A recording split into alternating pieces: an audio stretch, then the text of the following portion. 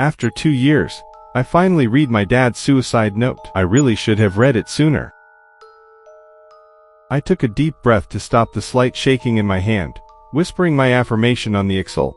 I'm ready for this. I'm ready.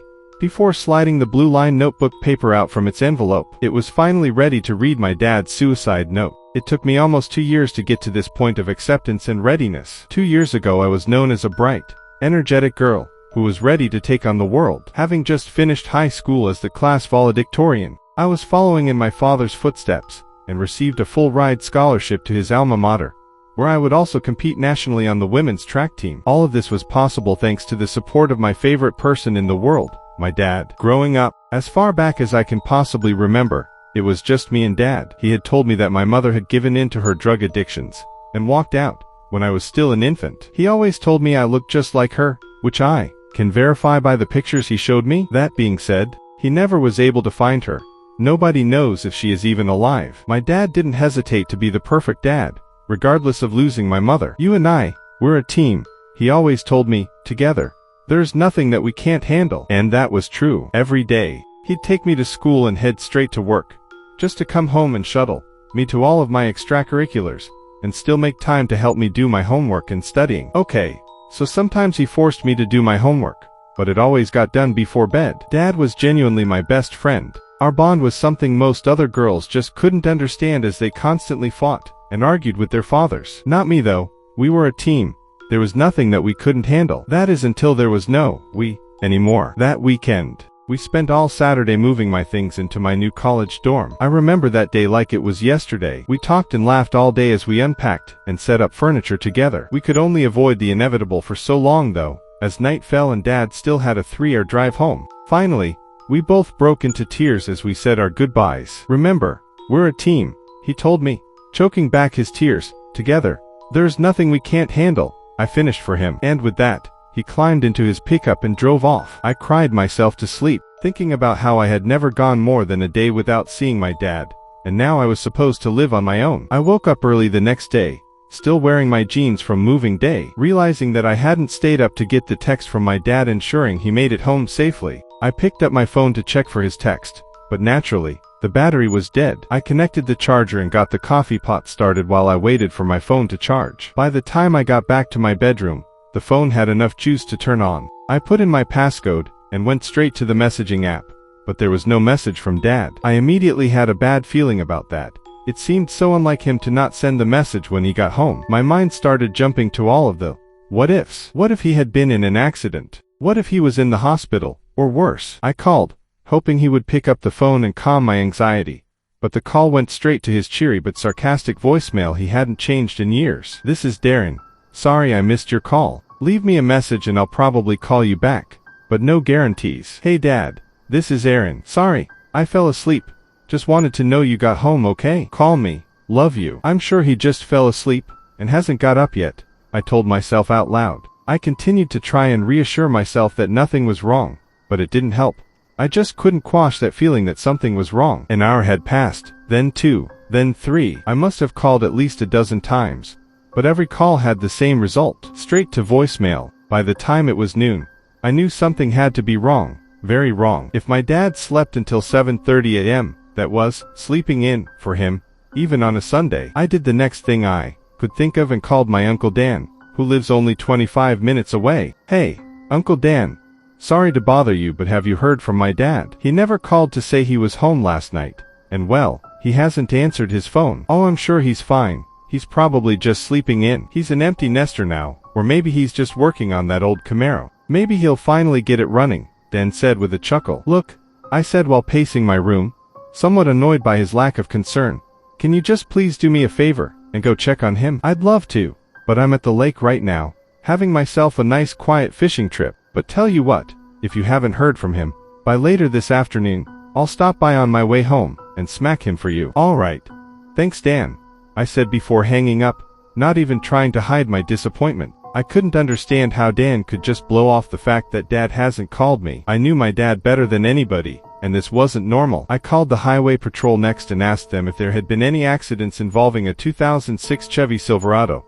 Thankfully, there had been none. After that I called the local police for my dad's city, asking them to file a missing persons report or to do a wellness check. They blew me off the same way Uncle Dan did, telling me that he's an adult and has no obligation to check in with his teenage daughter, and recommended that I wait a couple of days. By 2 p.m., still, with no phone call and nobody that would take me seriously, I grabbed the keys to my dainty maroon sedan and started driving. I drove fast, I couldn't help it, but I made it home in just 2 hours, cutting 30 minutes off the usual 3-hour drive. I felt my heart speed up and hit a little harder as I pulled into my neighborhood, anxious to get some answers. As the garage door opened, I could see the Chevy Silverado in the garage, next to the rusty old Camaro with parts and tools scattered about. Feeling a little relieved, I took a deep breath in and let my chest push the air back out. "Dad," I called out as I walked through the door. His keys, wallet, and cell phone all lay in place on the old, beat-up, brown shelf next to the door. "Dad, are you home?" There was still no answer as I peeked out into the backyard. It seemed as though the home I'd known my whole life had never been so quiet. It was usually filled with the sounds of conversations, laughter, music, or the sound of sports playing in the living room. Tonight, however, the silence of the house was so muted that each stair creak sounded like the house was moaning in pain, as if it was being forced to tell a dark secret. "Dad," I called out, a little softer this time, scared to disturb the leering silence. I gave his bedroom door a soft knock, then twisted the doorknob and pushed lightly, encouraging it to slowly open with a drawn-out, squealing creak. That's where I found him. The first thing I noticed was the blood. The headboard of his bed had a deep red, almost black in the middle, spatter of blood. It looked as if someone had filled a large water balloon with blood and launched it at the headboard. The splatters of blood projected upwards from the headboard, leaving long streaks of blood up the wall, and even onto the ceiling. Laying on the bed was my father, thankfully slumped in a way that I could not see his head and face. Next to him, I could see the deep brown wood stock of his 12-gauge shotgun. This is an image I can't get out of my mind. The harder I try to not think about it, the more I think about it. It haunts me, every day and every night. I frequently have nightmares, where I watch a dark figure place a shotgun to my dad's head and pull the trigger, sending blood and brain matter flying throughout the room. I always try to stop it from happening, but I'm unable to move. That evening, I experienced what shock truly is. It's as if the part of my mind that controls how rational people should act simply broke. I know I called 911. I know I told them someone was dead, but I barely remember anything else from the ensuing events until the funeral, and the time the detective told me that my father's death had been ruled a suicide. Detective Tilly was her name. I always kept her card in my nightstand. She handed me a Ziploc bag. Inside was an off-white envelope that was once sealed, but had carefully been opened. On the outside, written in black ink, my name was written. "It's addressed to you," Detective Tilly said. "We had to process it for evidence, but the case is closed and this belongs to you." The next thing she handed me was her card, with a soft touch on my shoulder, and a promise that I could call any time, under any circumstance. Over the following 18 months, my life can only be described as an absolute mess. I was hospitalized twice, not for physical injuries, but psychiatric ones. I would simply forget to eat, and ended up severely underweight. Another time, I was apparently found by police walking down the highway at night, barefoot, wearing only shorts and a t-shirt. I don't remember that, but needless to say, I did not end up following through with college. When I wasn't an inpatient, I stayed with my Uncle Dan and Aunt Molly, who kindly took me in and handled basically all of the affairs. Over the past 6 months, thanks to the help of Uncle Dan, Aunt Molly, my psychiatrist, and my therapist, I've made progress enough to finally start feeling like a normal person again. I'd been weaned to low dosages of the pills that help me sleep, and my therapist and I had decided that I was finally in a place where I could, and should, read the suicide letter addressed to me. Aaron, I want you to know that I'm sorry and that none of this is your fault. Ever since your mother's death, the only thing that brought me happiness was being your dad. Now that you are off on your own, I don't feel as if I have any reason to live. I love you. Dad. I paused, staring at the words, letting them sink in. My fist slammed on the desk before I even realized I was angry, knocking my pen holder over. I grabbed the pen holder and threw it across the room. I heard it crack on the wall, followed by pens and pencils landing in every which direction. "What the fuck?" I said out loud, as my sight blurred slightly from the accumulating tears. This letter was supposed to provide me with closure, not more questions. What did he mean by my mother's death? My father had always told me that she left, and he didn't know what happened to her after that. And why is it that he couldn't continue to be my dad after I left college? I took a deep breath in through my nose, and pushed the air out through my lips. I took a couple more deep breaths, until I had composure over myself. I started picking up the pens that I had thrown everywhere. They were all the blue-capped ballpoint pens, the only pens I would write with. That habit was one of the many that I picked up from my dad. That's when the oddity of the note struck me, something I hadn't thought of until now. The note was written in black pen. My dad only ever wrote with blue pens,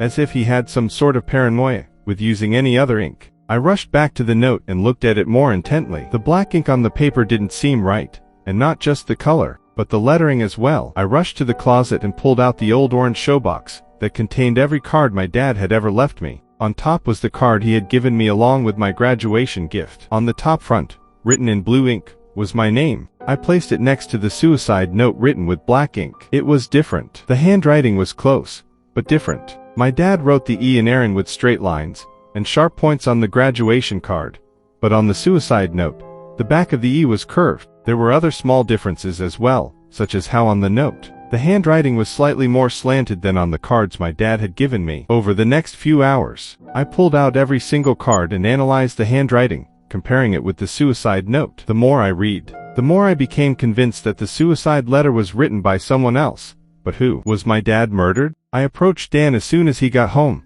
holding the letter in my hand. Dan, there's something that I'd like to talk to you about, I said, standing in the doorway of his office with my free hand anxiously pulling at my hair. What can I do for ya, Aaron? Dan replied with a smile, but still looking down at his computer. My dad's suicide note. I read it. It says here that my mother died, but my dad said that she left and he never knew what happened to her. I'm just confused. For a moment, just a small moment, a look of surprise came over Dan's face, as if he'd been caught with his hand in the cookie jar. Just as quickly as it appeared, that expression left and was replaced with a kind, caring look. I'm sorry, honey, I don't know much about your mother. Only met her a few times myself. He paused for a minute to remove his reading glasses and set them on his desk. I'm sorry to say this, but I think it's also fair to say that there were a lot of things your dad kept to himself. I wish he'd opened up about his struggles. We all do. Okay, I'm sorry to bother you, I said, starting to walk away. Hey,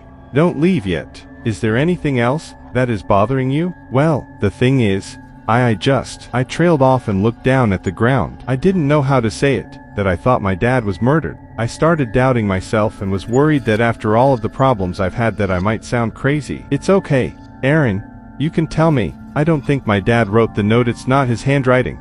It doesn't match. I spat out. Aaron, Dan said, sounding clearly disappointed. I thought we had this all behind us. Did you take your meds today? Yes, I took. I'll call Dr. Z first thing tomorrow. We don't need you to have another mental break. I'm sure the therapist can get you in for an emergency session as well, he said while scribbling down some notes on his post-it stack. You know what? You're right. I'm overthinking this all.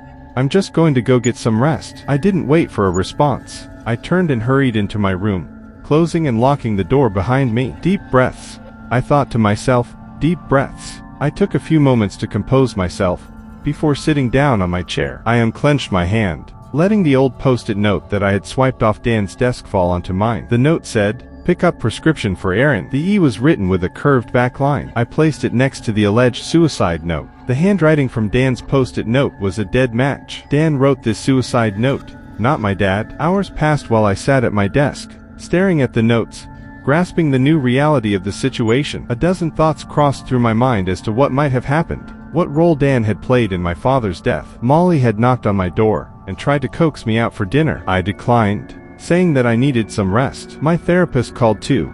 Undoubtedly he had received a call from Dan. I ignored his call, thinking Dan was trying to make me think I'm crazy. What are you hiding, Dan? I asked myself. It was 11 p.m. and I was sure Dan and Molly had gone off to bed. I pulled out that old business card that I had kept for the last 2 years. On the top, in blue handwriting, the card read, "Tamatha Tilly, Detective." I pulled out my cell phone and dialed the number, hoping that she would pick up. Listening to the tone, I couldn't help but think about that day 2 years ago, trying to call my dad not knowing he was already dead, laying on his bed with his brains splattered across the wall. "This is Detective Tilly." The voice startled me. I had been so lost in that horrific memory that I forgot about the present. "Hello, is anybody there?" Detective Tilly asked from the other end of the line. "Yeah, sorry, my name is Aaron Mills. 2 years ago, you worked my dad's case, Darren Mills." "I remember you." "Yeah," she said, in a kind voice with a hint of sadness. "Some cases are hard to forget." "How are you?" she asked. "Well, I'm a little freaked out," I said, feeling comforted by the openness of Detective Tilly's warmth. "The thing is," I started to pace the floor, not really sure how to say it. "Go ahead, Aaron. What can I do for you?" Detective Tilly encouraged. "I know it's been 2 years, and I know this probably sounds crazy, but I've just read my father's suicide note, and it's not his handwriting. He didn't write it." There was a pause of silence from the other end of the line. "Are you sure?" Detective Tilly asked. "Yes, and I've compared it to my uncle's handwriting, and it looks exactly like his." "I know how this sounds, but I believe you," Detective Tilly said before I could finish. "Look, if you're right about this, we need to get ahead of the situation now. Where are you? I can come pick you up, bring the note and your uncle's handwriting sample, and we'll look at this together." It felt so good to hear her say that she believed me. It had been so long since somebody truly believed in me instead of treating me like some sort of head case. "Okay, I live at, redacted, XXX Street," I told her, already grabbing some clothes from my closet with my free hand. "But I'll probably have to sneak out. This is my Uncle Dan's house." And when I said something to him about the note, he got really weird. "Oh shit. Aaron, you need to get out of there." "I'm already on my way. Keep me on the line. Get out of that house, walk down the street, then start talking to me, and I'll pick you up." "Okay," I said.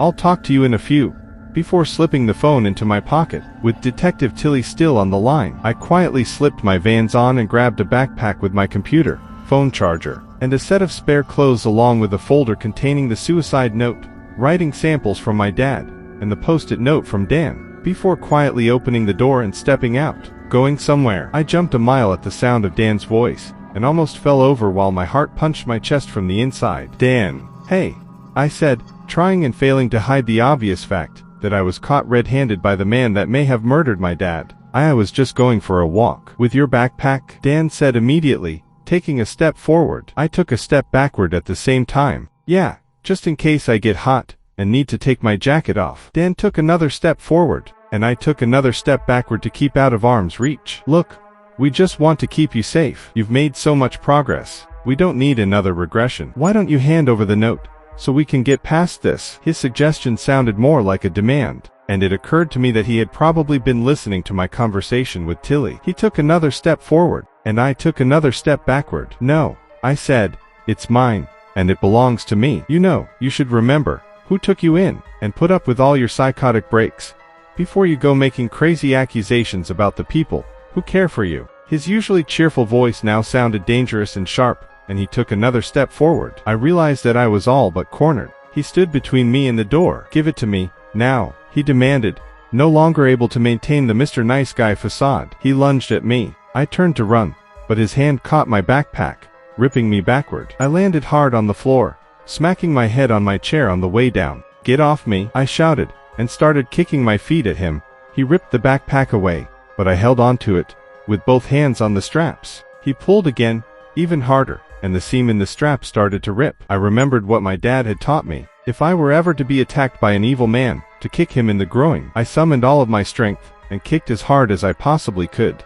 placing my lower shin right between Dan's legs. He let go of the backpack and fell to his knees while I fell backward toward the window. "You stupid bitch," Dan yelled as he started to stand up. I was already pushing the screen out of the window, and just as he rose back to his feet I jumped out of the window, landing in the bushes 4 feet below. I scrambled to my feet while wiping the blood away from the cut on my forehead created by my collision with the chair. I heard a thud behind me, and turned to see that Dan had already made it through the window. All I could do now was run. I made it about 10 feet away before something hard hit my head. My vision flashed, and the next thing I knew I was on the ground with Dan standing over me, a large rock in his hand. "Drop the rock or I'll shoot." I looked up to see Detective Tilly standing 20 feet away, her pistol drawn and pointed right at Uncle Dan. "Look, this is just a big misunderstanding," Dan said desperately while dropping the rock. "Put your hands on your head, and get on your knees," Tilly demanded as she walked forward, pistol still drawn. Dan dropped to his knees while I began to crawl away. "Now lay down on your stomach," Tilly demanded, as she carefully navigated behind him. "She's having a psychological break. She needs help," Dan pleaded, but Tilly ignored him. Instead, she grabbed his head and slammed him into the ground, face first, and proceeded to put him in handcuffs while multiple other police cars arrived. A lot happened in the next few weeks. I spent a couple of days in the hospital, being treated for a serious concussion. Detective Tilly stopped in multiple times to check in on me, and keep me updated. The following day, she had the case reopened to be investigated as a homicide, with the suicide note being a key piece of evidence. Dan was arrested that night for assault. Detective Tilly had heard the entire thing over the phone and witnessed him hit me in the head with the rock. When questioned about the homicide, however, he refused to talk and lawyered up. Instead, they turned to interrogate Aunt Molly. It took her less than an hour to crack and confess to everything. As it turns out, it wasn't just my mom who was into drugs. They all were. Aunt Molly, Uncle Dan, even my dad. One night when I was just an infant,